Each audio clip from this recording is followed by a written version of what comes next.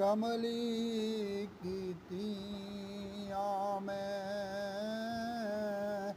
ਇਸ਼ਕ ਮਾਹੀ ਦੇ, ਤੇ ਰੱਦੀ ਗਈ ਮੈਂ ਜਗ ਜਹਾਨ ਵਿੱਚੋਂ।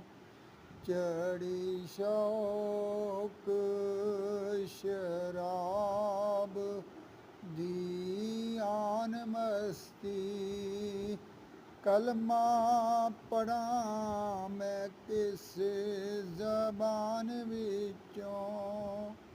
ਸ਼ਾਮ ਵਿੰਦਿਆਂ ਸ਼ਾਮ ਕਜ਼ਾ ਹੋਈ, ਬੋਲ ਗਈ ਨਮਾਜ਼ ਧਿਆਨ ਵਿੱਚੋਂ। ਮੁਹੰਮਦ ਬੂਟਿਓ ਸੋਹਣੇ ਨਬੀ ਦੀ ਵੇਖ ਸੂਰਤ, ਗਈਆਂ ਸੂਰਤਾਂ ਭੁੱਲ ਕੁਰਾਨ ਵਿੱਚੋਂ।